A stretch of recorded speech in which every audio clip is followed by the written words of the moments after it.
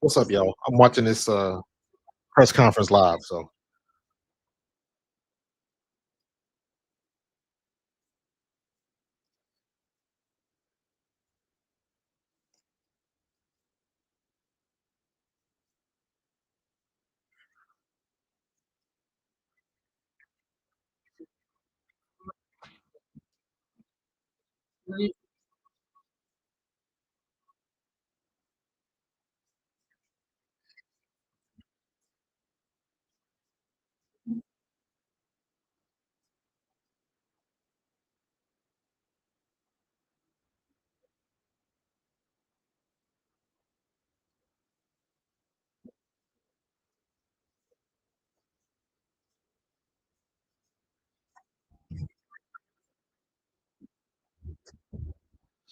all right, there you have it. There you have it. Cathy Engelbert giving her press conference. Um, and she came out and said, I didn't say that.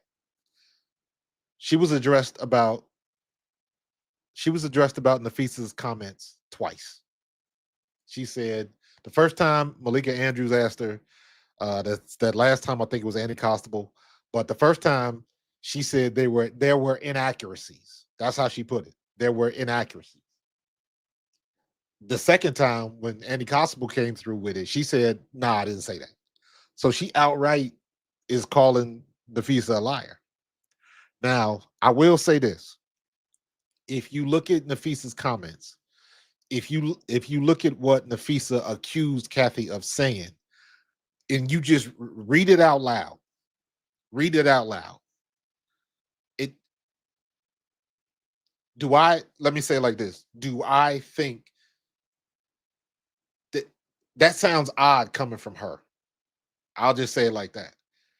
Now, I could see her referencing something like that, but the way it was stated, I was like, that don't sound right. That don't sound like something that a commissioner of a league would say. Let me put it like that. Now, I'm not saying she didn't say it, but I'm saying that you know how well, what did they say? And then when you tell your story, you put a little English on it. Because Napheesa's comments about specifically about what Cathy Engelbert said, would a commissioner say that? And if a commissioner did say that, what was the conversation like? So I heard what she said about the referees and what they trying to do and setting up a committee and all of that type of stuff. She could have set up a committee last year. So very interesting. Very interesting. I thought it was she took it on the chin and she said the same thing. At least she consistent. She said the same thing about her um comments about it being disheartened. You know what I mean? She said basically the same thing she said in her response to it. So um I don't know. So yeah, she's supposed to meet with Napheesa and I mean Napheesa put a bow across the ship for real. And let me be honest with you. Cathy answered, no, I didn't say that. So I'm curious as to where that is going to go. It was very interesting that she said um, that they're trying to make sure that there's a raise in the pay rate and all of that type of stuff. But the bottom line is, and this is what people forget, because I'm seeing a lot of stuff on social media, on Twitter, on TikTok, all of that type of stuff, where everybody's got all of these ideas on who should be the replacement commissioner. They want her out. I heard what Sophia Cunningham said. She was just tired of the league, and then you know you got to pump your brakes on stuff like that because you are going into a negotiation, and all you saying is, "I'm tired. I don't like the leadership." Blah blah blah. Well, did you like the leadership last year? You know what I mean? After everything that everybody has seen, you saw it last year, And I guess my thing would be they knew the CBA, the renegotiation for the CBA was coming. There was nowhere near this amount of vitriol and furor for Cathy Engelbert. And let's not forget, you can't, the league is in a good place. She's part of the reason. You might not like how she operates now, but keep it a buck. She's part of the reason. She's part of the reason that the league survived through COVID. You can't argue that. So I saw the thing. Angel Reese is back on her podcast now, and she was telling the story when she got hit and she got hurt and unrivaled. That's why she didn't play in the finals, and that that didn't heal up. She didn't think she was going to be able to start the WNBA season. I think I got that right. But my point is the unrivaled, her injury in unrivaled affected what was going on in the WNBA. That is a problem. When the person that you are negotiating with is the head of a rival league. I shouldn't say rival league because it's 3-on-3. It's not a rival league. It's an option. It's an off-season option. But when you get hurt playing unrivaled and it affects what you can do when the WNBA starts, that is a point of contention. I don't care what kind of medical services they got in unrivaled. It doesn't matter. If Angel Reese got hurt, if who else? Somebody else got hurt. The girl that played for New York, I can't remember her name. The girl that played from New York, she got hurt. And so the injuries, and remember, the injuries are only going to get worse. It's bound to happen. Do I think a lot of injuries were caused by bad officiating? Probably, but that's not usually the case. It's usually the case is just because you playing physical ball. Or how did bad officiating make Kelsey Mitchell get crazy cramps at the end of a game? That's not bad officiating. So you have to be careful in situations like that. Like a good example is bad officiating had nothing to do with what happened with Juju Watkins in college. If you were watching the game when Juju Watkins got hurt, nobody barely touched her. Nobody touched her. Nobody touched her knee. Her and the girl kind of collided, but they were going in the same direction, and they barely touched. I would consider that almost non-contact.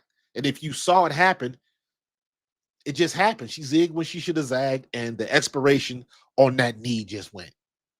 So you can have arguments about the physical game, but that's what draws people to watch. It's a physical game. The problem is you can have a physical game and the referee still calls a foul. You can do both things. If somebody fouls out, they just foul out. That's the way it works. If you foul out, you just foul out. That's what happens if you play physical. But the problem is that these refs are so bad that they are ignoring calls, swallowing the whistle, and it's the obvious stuff that is just egregious to me. If you're watching a game and it is clear that somebody's fouling, it is clear that somebody's flopping, call it. Call it. That's the problem. It's too many obvious calls that they miss. That is the problem with the refs. And the only thing the refs have been consistent at is their inconsistency. To the point where people don't want to watch games. And I'm one of those people. There was a time, and this, to me, this is the key, and this is how it happens. And this is my experience. Your experience might be different. You might disagree. But there was a point late in the season. Y'all know I played with the Eagles. So the NFL is my main topic on my channel. I got another channel, Pro Fan Hoops, that I'll be starting in a couple days. That is specifically for hoops. I'm dividing the channel because I don't want to confuse the audience. My point is, when the NFL season started, that took my attention away from the WNBA for about 2 weeks. And it was about 2 weeks that I didn't do any content. I was still kind of watching. I was still watching the games, watching the Fever. I was watching Dallas. I didn't create a piece of content for almost 2 weeks with the WNBA, and I didn't miss it. That's the key.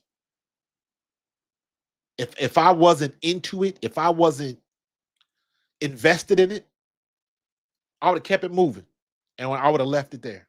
It's almost like, what do they say? Like if you go to the gym to stay healthy, and you miss a week, getting back in the gym is hard. If that makes sense. And it was like that 2 weeks, I was like, I ain't really missing it. I know it's a lot of stuff going on, but I ain't really missing it right now. But I made myself get back into it, and I'm glad I did. I wasn't going to just abandon it, but you understand my point is it is very easy for something to take your attention somewhere else and you not want to go back to it. Because the product is at a point where they still doing that bullshit. I ain't That's where it was for me. And I'm not the only one. Because if I can tell that story and I'm invested, I've spent money. If I'm saying that, the casual fans, those are the people they want. The casual fans. They don't want the diehard people. The diehard people are going to be there. They want the casual fan. They want the grandma that don't watch sports but knows who Caitlin Clark is. They want them, the people in Chicago that don't watch sports, that know who Angel Reese is. They want those people. That's what grows the game. The diehards are going to be there constantly. They ain't going nowhere. But the diehards aren't filling up the stadiums. They're not filling up the arenas. So if I could have walked away from it, I know somebody else did. It was like, man, I ain't dealing with this. I ain't dealing with this. I agree with a lot of people that have said this. The WNBA players need media training. That's my opinion. I'm sticking with it. They need media training because a lot of times the players, they sound petty. They sound like they jealous. That's the optics of it. Because in the day-to-day that we live in right now with social media, the optics are everything. They'll figure the truth out later. But for the most part, the majority of people aren't really caring about the truth. They go with the optics first. They figure the rest out later. And that's a bad place to be. It's you're guilty until proven innocent, not the other way around.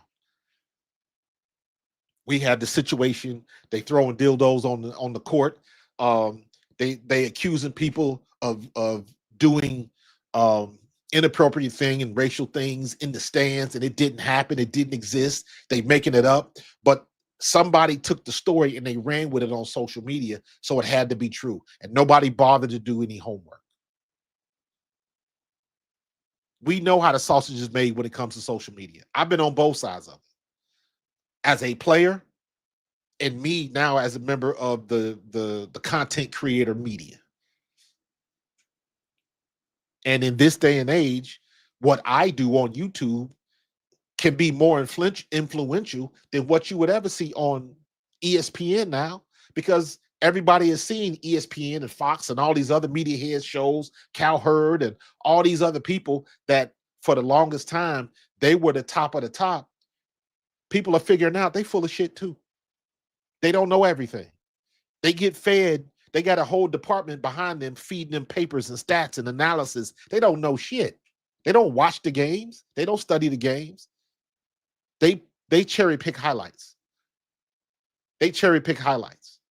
Monica McNutt said one of the most important things to Stephen A. Smith when she said, you could have been talking about this 7 years ago. And she was right. The answer that Stephen A. Smith should have said was, wasn't nobody interested in this 7 years ago? Because that is the truth as well. And ESPN as a company, they are trying to go with what sells. L. Duncan said that. People still come at L. Duncan, but she was 100% right. They don't put people on TV in a vacuum. The audience tells them what they want to look at. Caitlin Clark was breaking records when she was a freshman at Iowa.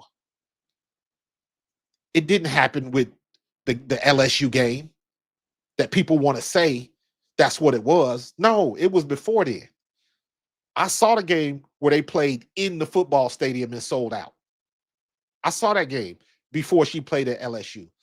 I saw the game where the news had the students in line to buy student tickets at 4 o'clock in the morning when the game wasn't until 8 p.m.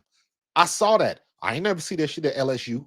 I ain't never see that at TCU or Ohio State or any other of the big schools. Notre Dame, UConn. I never saw anything like that. I'm not saying it didn't happen. It just wasn't on the news. So the hype was there. The hype was there. And they just fumbled the bag.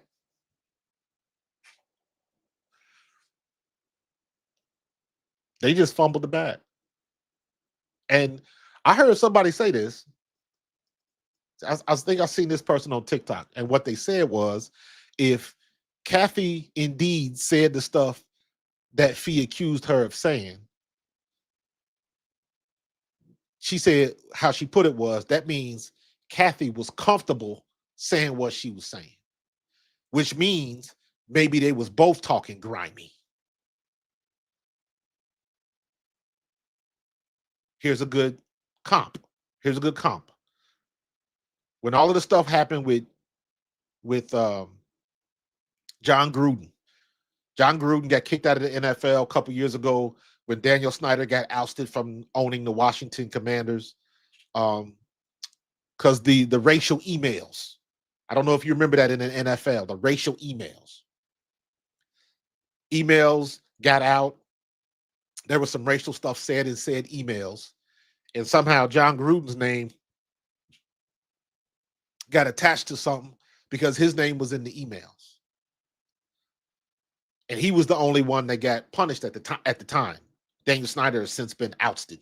But the problem is that whatever was said in those emails, they were comfortable enough to write that type and say that type of rhetoric amongst themselves because they didn't think anything like that would ever get outside of the walls. And it did. And they was dropping bombs and N-words and all of that type of stuff because they were with familiar people, and that's how they talk. So I understand what she was saying. This person on social media was accusing, like, hey, hold on. How come Cathy Engelbert, the commissioner of a league, was comfortable enough to say this? How did she get so damn comfortable? Maybe you was talking grimy too. That's her opinion. That's her conspiracy in this whole thing. The person that wrote that article or that made that video. She was just posing the question. And it's a good question. I remember I was 8 years old. We had just moved to Aurora, Ohio, which was right on the outskirts of Cleveland. It was like a Cleveland suburb. I was 8. So this is 1978. I'm new. Not too many periods on the page in that neighborhood. It was a new neighborhood. This neighborhood was so new that the houses in the neighborhood, the grass was still growing. We had straw on our front yard. Only Black family in the neighborhood. So trying to make friends, and you go through that process, all of that type of stuff. So I'm walking down the street. This is walking down the street with a couple of kids that I met. And I remember saying this. I'm walking down the street. We outside trying to see who's outside playing or whatever. And I said, I wonder who the fuck's down there.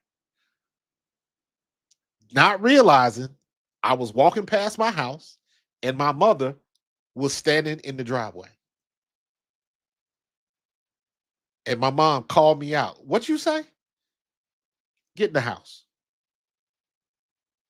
Embarrassed me in front of my friends. I knew I was in for it. And then she hit me with, wait till your daddy get home. So then I had to deal with that. And the reason I say that is because the only reason I say that, because I get hit with didn't nobody teach you how to say that? Who told you how to talk like that? You know, we don't talk like that in this house. And, all of that type of stuff. Because my parents didn't curse and all of that, you know. So where did I get that from? When you around your friends, you get familiar when you talk a certain way. That's the point I'm making. And if Cathy said what she said, because that's another point. Because now they're gonna look at face to face, and Cathy gonna be like, "Why the hell you tell people I said this? I ain't say that." Because now she said it. Cathy Engelbert said it. I didn't say that. She said it. She put her hammer down, and she got a right to do that. So now it's on fee. Did she say it? What? Okay. What exactly did she say? What? So now it's he said, she said. And let us not forget, because now we saw everything that was saying that. What's up, Carlos? Everybody was saying that because I saw the things again. This is on social media. This is not. Don't believe everything you see on social media, because it might not be true. But I saw all the reports said that Cathy Engelbert is stepping down after the CBA negotiations. And I'm like, if that's true, you think she gonna make it easy for them if they're the reason that she got to leave her job? And in her mind, she doing a good job. And this is what the players forget. Cathy Engelbert works for the owners. She works for them. So I can see Cathy Engelbert making it very, very difficult for them to get what they want, because she on the way out and she giving them the middle finger. Y'all gonna get me out of here, and I'm still at the negotiations. What you gonna do now? They ain't now. Here's the one thing that I was like, all right, I had to put a little arched eyebrow on this. Fee Collier, um, all of those player reps, they ain't talked about Caitlin Clark this much for 2 damn years. Y'all was sick of hearing about her. Now you want to include her in your rhetoric.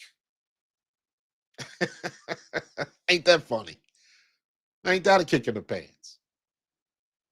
So that is very interesting to me, because for the longest time, it was clear y'all didn't want to have nothing to do with her. Y'all thought she was getting too much publicity, blah, blah, blah. She ain't the only one doing this. We were here too. We were here first. All of the rhetoric and the pettiness and all of that mess that was going around, it was clear.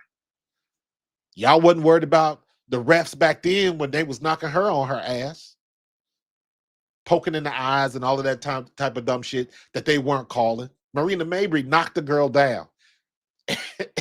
And they didn't kick her out of the game. And then you see the other night what Jewel Lloyd did to Lexi Hull, and it's like, just call it. I understand physical play. I understand what she was trying to do. I heard the Kobe Bryant story with Paul Gasol in the Olympics. I'm gonna run through his fucking chest.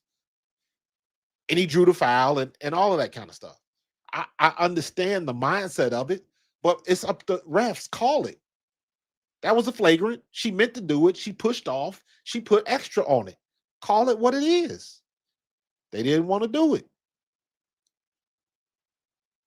Aaliyah Boston fouls out with some phantom bullshit, and they got the replay. She ain't even touched the girl, but they called it anyways. That's why people throw their hands up like, what are y'all doing? And it messes up the game. If I'm watching the finals, me personally, I'm pulling for Las Vegas. Not that I like Las Vegas, but if I get beat, I at least want to say I got beat by the best. Yeah, they was good. They ended up winning the title. That's what I want to say. So it took the best to beat me. But and again, it goes on both sides. I saw a couple phantom calls with not Jewel Lloyd, but dang it, uh, I'm forget Chelsea Gray, not Chelsea Gray. I can't remember her name. The other point guard for the Vegas for the Aces. She had it was phantom calls on both sides, man. It was phantom calls on both sides. So yeah, Carlos, I saw Kalia Copper, I saw Kai and Natasha Cloud when they did the Unrivaled thing, and I mean shit, all them tickets is gone for Unrivaled, and I ain't paying $1,500 so I can sit by the court to watch a 3-on-3 game. Not gonna happen. I'll watch that shit on TV like everybody else. So, and like I was saying about like the whole situation with Andrew Reese last year, what are they gonna do? Because this is the biggest conflict of interest. If you're trying to grow the league and you got another league and your players are getting hurt, and the return to the W is delayed. And the one key part about this, the one key part about this that everybody's kind of missing is when Cathy Engelbert said the pay and benefits, and the benefits part kind of trails off. The benefits are kind of just as important as the pay, because the benefits is kind of what sets your lifestyle up. Yes, you want the money, but the benefits is the health care, the amenities, um, places to live, um, all of that type of stuff. All of that type of stuff. And that is big, especially when you're talking about women, because women deal with stuff that men don't deal with. The NFL medical teams, we ain't worried about if you get pregnant, postpartum. We ain't worried about that stuff. But women gotta, so their needs are different because they have different medical issues that they have to worry about. So the medical, the insurance, all of those type of extra stuff that we kind of just throw to the wayside because everybody's focusing so hard on the pay. And if they want those things in this new CBA deal, maybe their money is not going to be so high. That is the negotiation part that, to me, it seems like they're not really thinking about. You just going to pay us more money. Okay, if they pay you more money, what are you willing to give up to get it? This is a negotiation. What happens if they do want to pay you $500 a year and max out at like 7K, or maybe say you want to max out at $1 million? Well, guess what? If you want to max out at $1 million, you're not planning Unrivaled. Hell with that. What you gonna do? What's more important? They got a good opportunity to get the money they want because advertisers are still coming. Caitlin Clark didn't even play, and she's still bringing folks to the arena. She wasn't even playing.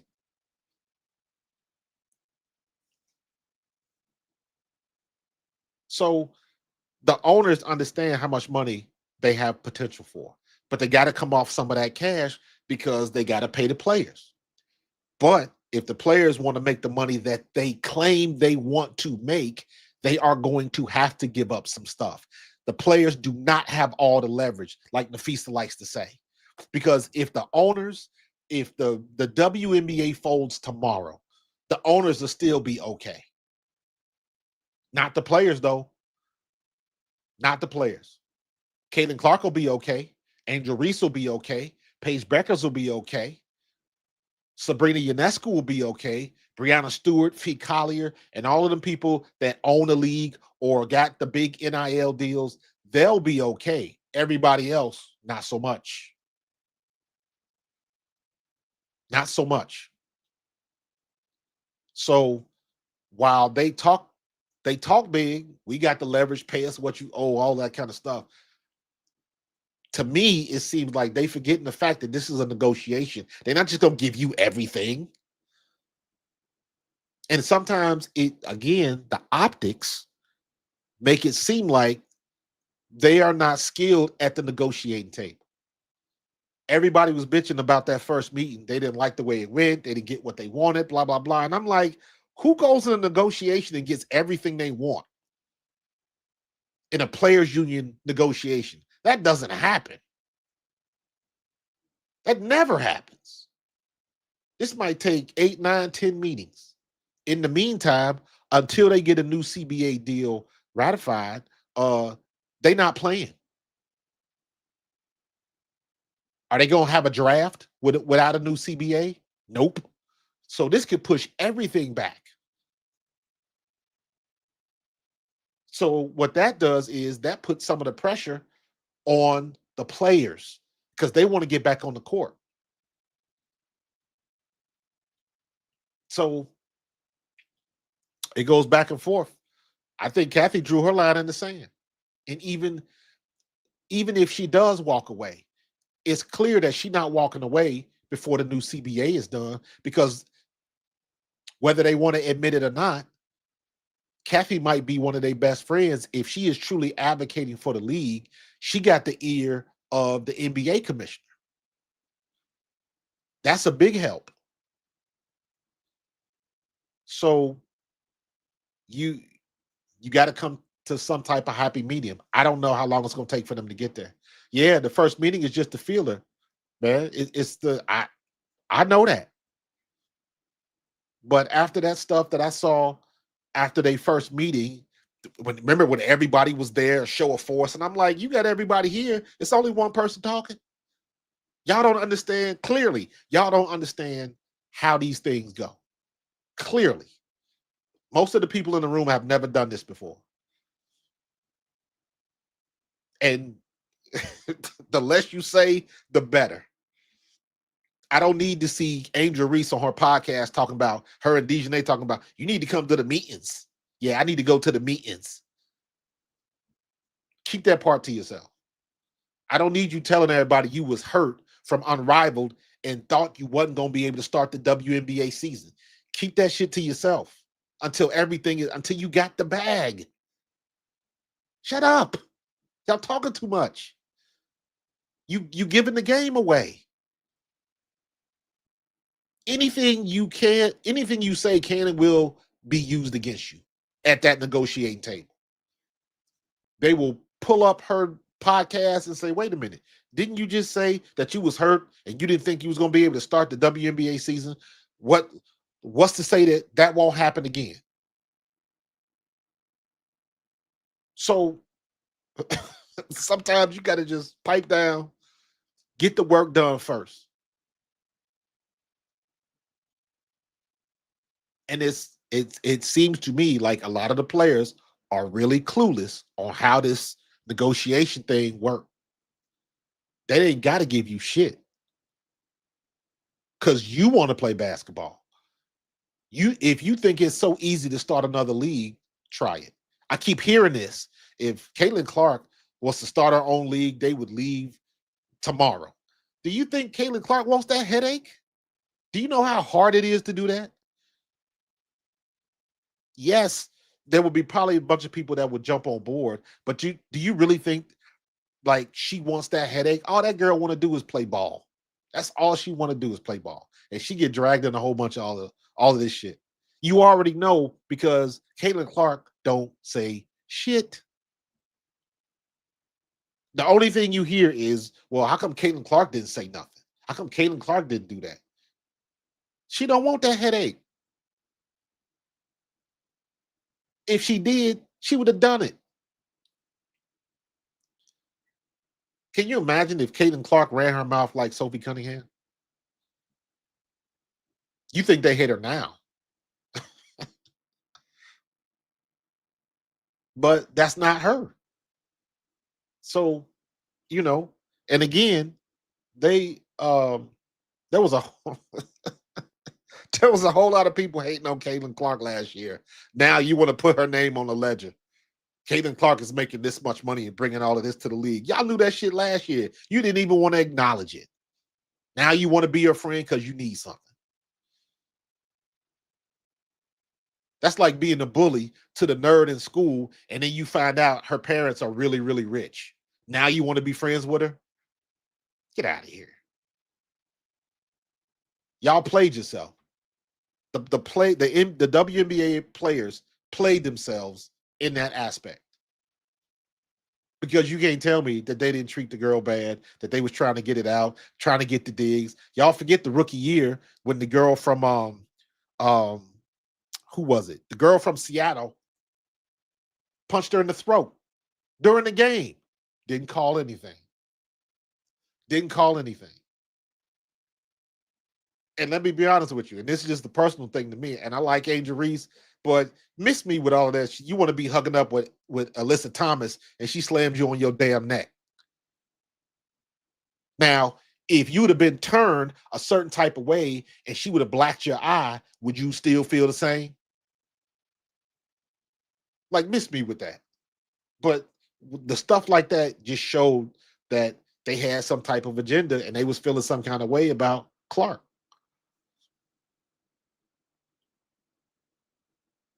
Stop messing with the money. You ain't got to like her, but respect the people on the court and play your game.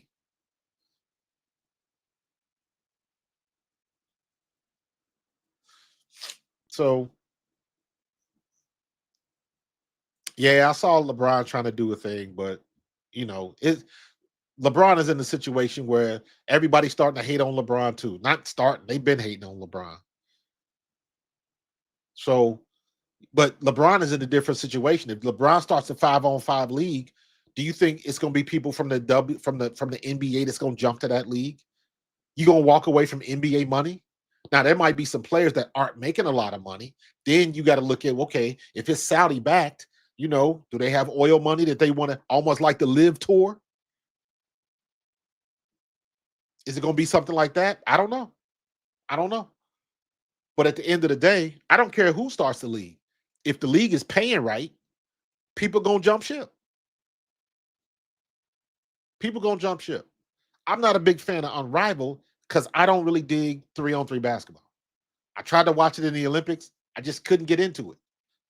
I watched the first season on Unrivaled. I was on and off with it. That's the best I can say. I kind of enjoyed when they did the one-on-one stuff. But other than that, it was all right. It couldn't keep me interested where I made sure I watched almost every game, not like the W. Mm-mm.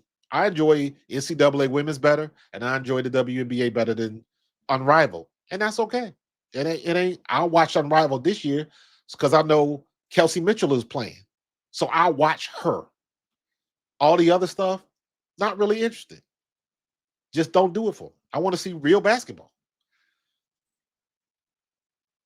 So I want to see what they're going to do, and I want to see how this 3-on-3 stuff is going to affect the negotiations because that is going to come up. That is going to come up. We're going to pay you all of this money, and then you have or what they're going to do is they're going to put provisions in the CBA that says, hey, if you're making this much money or blah, blah, blah, if you are under contract with this and you get hurt in another league overseas, unrivaled, FIBA, Eurobasket, whatever, if you get hurt over there, this is going to happen. You forfeit this much, you forfeit that much. We'll take 50% of your pay. You will be cut and we will pay you out 25% of your negotiated contract. They can put anything in that. Anything in that. And the players have got to understand that if you want something, you got to be willing to give something. And I don't think they understand that yet. I think they just want to pay me what you owe. They sound like the damn Boondocks. Pay me what you owe, Santa.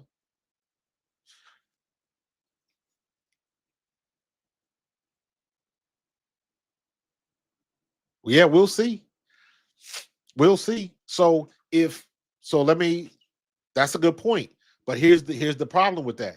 So what happens when they got to put provisions for Olympics? What happens if Gabby Williams wants to go back and play international with the French team? So she can't do that anymore? Like what what are the players willing to give up? Because the one thing that we have to remember is um, athletic organizations in other countries treat their athletes a hell of a lot different than we do over here in the States. So, like, I don't know. Is she the captain of USA basketball? I have no idea. Well, you know what? Because I know, isn't Sue Bird the coach now? I don't know. I don't know. Because half of this, I mean, this started. Ooh, itching again. I can't get it. This started when it didn't start it, but I think a big thing in contention was how how Cheryl Reeves acted with the whole Olympic thing and leaving Caitlin Clark off the team when you had Chelsea Gray, who had been hurt all year. That didn't make sense. If you want somebody that can pass the ball, I'm sorry, don't nobody pass the ball better than Caitlin Clark. Chelsea Gray is a good passer and a great player when she's healthy, but she wasn't healthy going into the Olympics. But I respect Cheryl Reeve enough. If you don't want her on your team, don't put her on your team. And what's her name? What's her name? Arike Agumbawale. I saw the interview she did. I don't know who she was talking to, and she said they let it be known real quick that I wasn't their type of player. So I told them, don't invite me to no more workouts. Don't waste my time, and I won't waste yours. And that's real.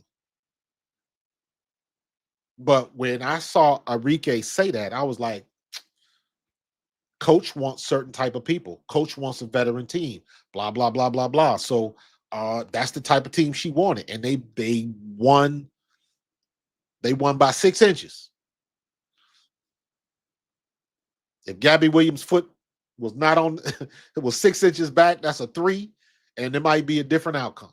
But they got it. They got the goal, and then now we're looking at the marketing opportunities and how you represent the how you represent women's basketball for the United States. And then what does Asia Wilson say? That bitch.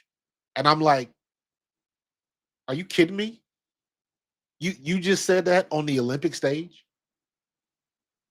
Now, mind you, how many little girls and folks was watching that? And that's what I was like, oh, I think she was talking about Cock Copper. And that just, to me, that just marred the whole thing. I'm like, you just negated everything great that just happened. Because now the only thing people gonna remember is that bitch. It's like, what is going on? Oh, Karen Lawson is the coach. Okay, I appreciate that. Appreciate that.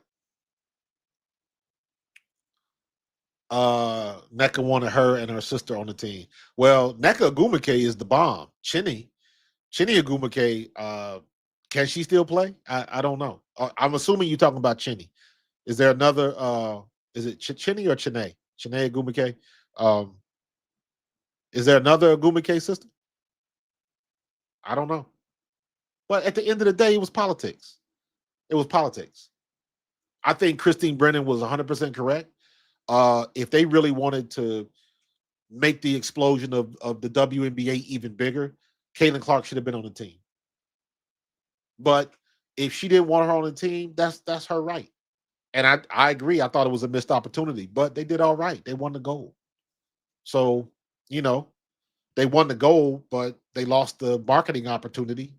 And they could have put Caitlin Clark on the bench, and they still could have won the gold because Chelsea Gray didn't do a damn thing. So you still could have won it. Asia and Kyle was enough. So, um, Reginald, I don't necessarily agree with that because Caitlin Clark had already played. She represented USA in international games and stuff like that. So I mean, it's an opinion. I think she could have played. So, but at the end of the day, I mean, it don't matter now. That's water under the bridge, bro. So, but I think they did miss an opportunity.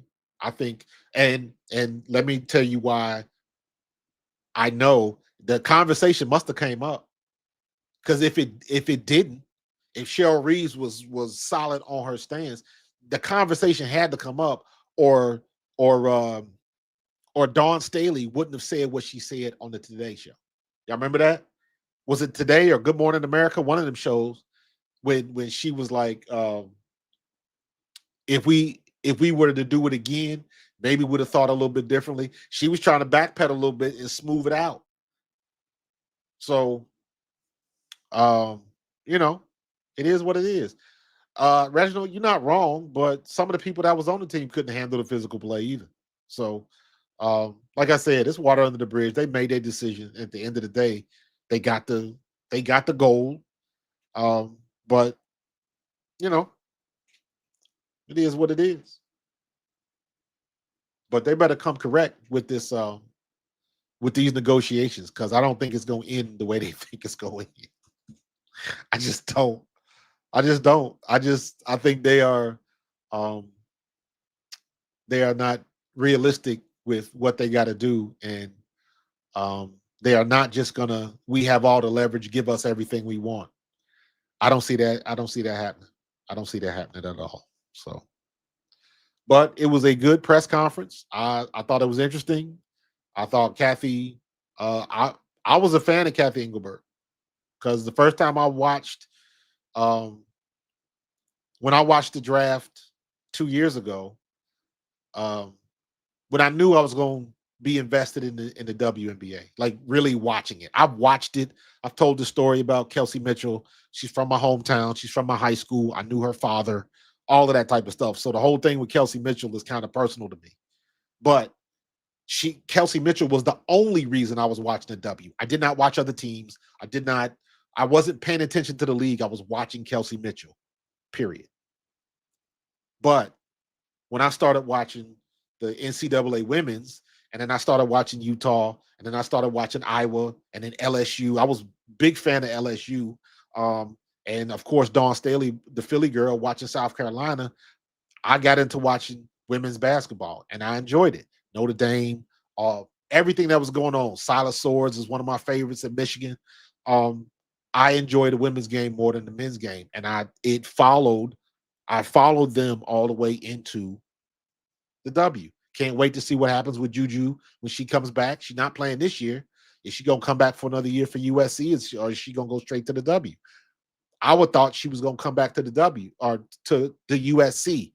However, by the time Juju Watkins is ready to play back at USC, there will be another CBA. So the amount of money but she's another one. She's another one like Caitlin Clark and Angel Reese. The NIL money that she's going to make when she joins the WNBA, she'll be taking a pay cut.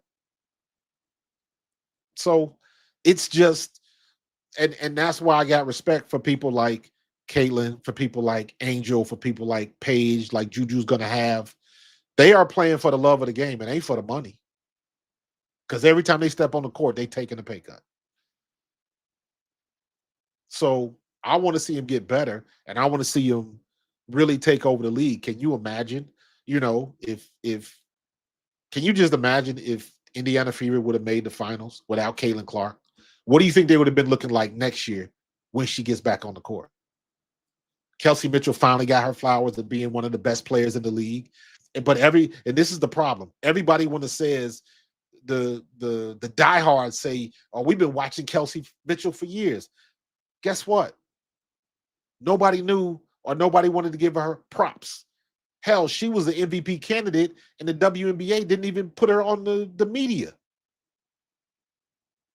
So they were playing their favorites. They were playing their favorites. So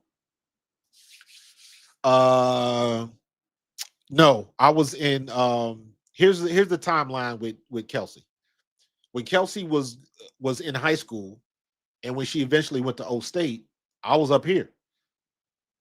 Because Mark, her father, was 3 years older than me. He was a senior when I was a freshman in high school. So when I went to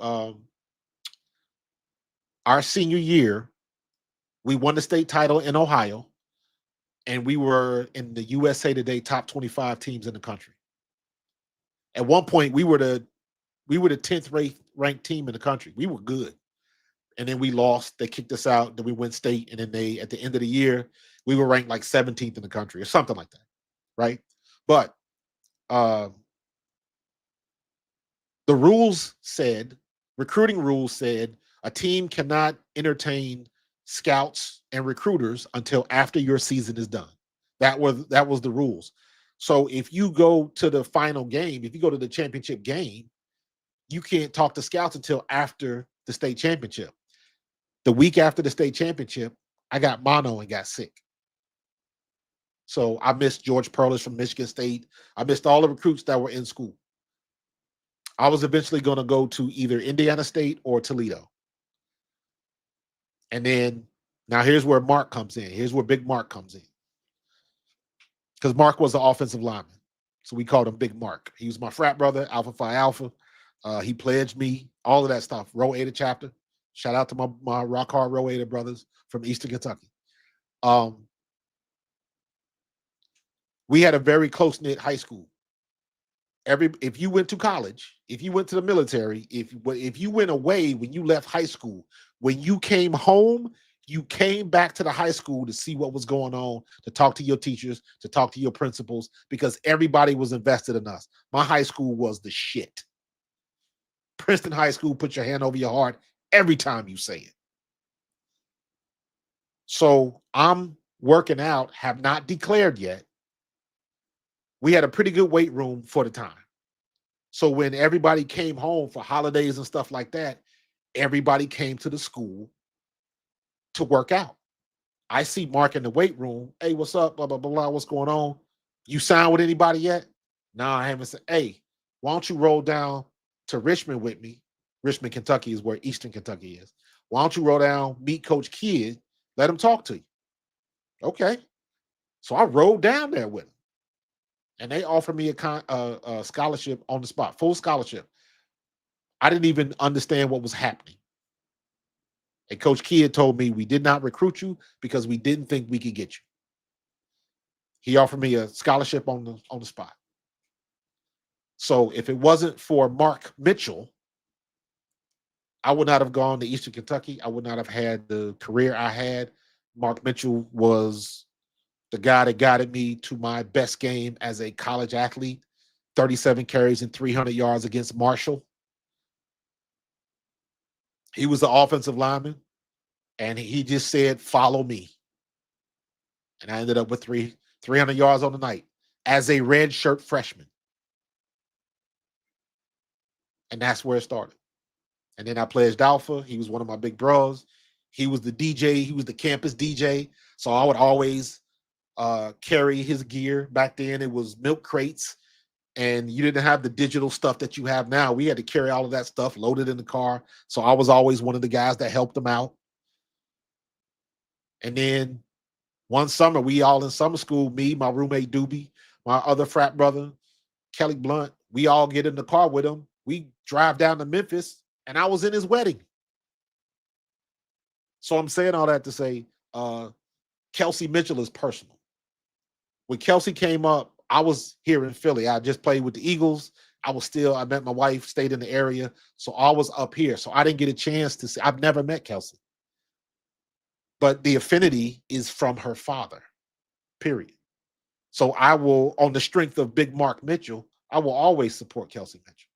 She don't know me. I know her mom. And I was great friends with her dad. So that's how I got into the W. I watched her at Ohio State for the same reasons. That's my boy. And that was back when her sister was still playing. They went up to Ohio State as a pair, Kelsey and Chelsea Mitchell, because they was nasty in high school. So that's my story with Mark Mitchell. That's why I follow Kelsey. Yeah.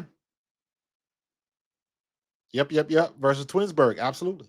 Because my sister, I have a twin sister that played basketball when we were in high school. They won the state title at Princeton when we were juniors in 1986. So my senior year, my twin sister was voted the most popular female athlete. My sister got her Hall of Fame ring. We both in the Hall of Fame, in the Princeton High School Hall of Fame. She is part of the 86 championship basketball team. I'm part of the 87 championship football team. So both me and my twin sister are in the Princeton High School Hall of Fame. So, but I say all that to say that's my tie into Kelsey. So, but that's off on the tangent a little bit. But yes, we played against Lima. We played against Middletown. We played against Lakota. We played against when we won the state title. We played against Youngstown Boardman. We played against Gahanna Lincoln. I remember when we played against Middletown my senior year. Middletown had these two players. One was 6'4", one was 6'5". Huge dudes.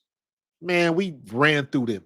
We ran through Middletown because those Middletown was ranked in USA Today too. So that was a big deal back then.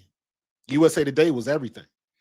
So yeah, we played against Lima, Lakota, Moeller, Cincinnati Moeller. That was the Princeton rivalry back in the day. Because mind you, when I was in high school, Ken Griffey Jr. was a year ahead of me. I knew Ken Griffey Jr. We went to elementary school together. He got a little brother named Craig that was a year behind me and my sister. We all knew each other in elementary school. And then we knew each other. We would see out and about at clubs and stuff like that when we was in high school. And we played against Moeller in high school. Moeller, when the first time I ever saw a scout at a athletic event, I was playing baseball against Ken Griffey Jr. Ken Griffey Jr. We played Moeller. That we didn't never have. Princeton was a football school, but I played baseball. I grew up playing baseball. I thought I was going to be a baseball player because I was good when I was little, and then my natural talent kind of stopped. And then I was a late bloomer at Princeton. I didn't start Princeton until my senior year, so I was a late bloomer. But I was playing baseball. I was a catcher and a third baseman, and we played Moeller. And that was the first time I ever saw scouts in the stands because nobody ever came to our baseball games. It might be a few parents, but it was mostly just us. And then we show up one time, and it's like 30 people in the stands with sunglasses, stopwatches, notebooks. Ken Griffey Jr. And he put on the show. So, but we played against each other, and then we beat him in football. He played football his senior year. I believe he was a safety, and we beat him. We beat him our junior year, and we beat him my senior year. And we used to go down and play Riverfront Stadium where the Bengals played because the game was that big. We could fill up. We didn't fill up the whole stadium, but we had the lower rung filled up. So, that's my story, and I'm sticking to it. Yes, the commissioner works for the owners, not the players. I keep trying to tell people that in them because everybody's like they want Lisa Leslie to be the commissioner. They want Sue Bird to be the commissioner. They naming all of these ex-players, and I'm like, y'all don't understand what a commissioner does. You do not want somebody that you like to work for the owners. That's not what you want. It's not going to end well for you. And that's when I say stuff like that. When I see people talking about, yeah, we should get, Ella Del Don should be the commissioner, or they naming all of these former players. I think I saw the other day, Cheryl Miller. We should make Cheryl Miller the commissioner. Like, no, Cheryl Miller does not want to work for the owners. She doesn't want to do that. I see that all the time. So, yeah, I don't think they understand the way it works. Maybe they haven't been paying attention. I know there's some people that do, but for the most part, some of them, like, they don't get it. They don't get it. So, but in any case, good conversation, man. I usually don't go, I don't do lives on Fridays because it feels like everybody's out. It tells me I got to figure out a way, man. I got a ton of people watching on Twitter. I got to figure out a way to get all y'all people on Twitter need to be coming to YouTube because Twitter does not help me on YouTube. So I got to figure out a way to bridge that gap. But in any case, I see you, Al B, used to play against Jose Canseco in high school. Okay, okay. Yeah. So I'm gonna get up out of here, man. That was interesting press conference. Cathy held her own. She came out and said, "I ain't say that shit, and I ain't quitting." Yeah, you heard that. So it'll be interesting to see how they go forward. So I'll be watching. Um, I wish I could have got some tickets to the Unrivaled game in Philadelphia. I might see if I can finagle a way to watch it. Maybe I can. I got some friends that are cameramen. Maybe I can get on somebody's crew or something like that. Um, but in any case, I'm gonna get up out of here, man.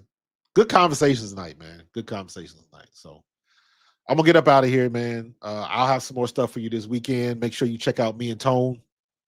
10 o'clock on Sunday because the Eagles have another 1 o'clock game. So Tone and Marcus, Bald Eagles podcast. I'll be doing that Monday. And then like I've been telling you, after the finals, after the WNBA finals, all of my basketball content will be on my other channel, Pro Fan Hoops. Okay? All of my content will be on my channel, Pro Fan Hoops. So just letting you know. So Pro Fan Hoops, that's me. So soon as the finals get over, I'm trying to get content together now. I'll be going right into NCAA women's basketball. So I got a nephew who is playing in the Mongolian League. I'll be watching that. And yeah, I'm going to try to get into Eurobasket and some stuff like that, some of the overseas stuff, just to get the content because I've really enjoyed women's basketball, so I want to watch some of the overseas stuff because I know they're going to have a lot of international players coming down to the W next year. So because of the popularity and the Caitlin Clark effect and all that kind of stuff. So, but yeah, so next couple, really just now. So if you available, if you on Twitter, do me a favor, mosey on over. Make sure you subscribe on Pro Fan Talk first, then mosey on over to Pro Fan Hoops and subscribe. We at 343 right now, and I really haven't put much on the. I'm just kind of shuffling stuff over there, but I got some videos, I got some stuff on there, got some content on there, and it's only going to grow. So appreciate y'all. Y'all have a good night. Enjoy your weekend. Be safe. And I will see you on Sunday for the Eagles game. All right. I'll let y'all later. Peace.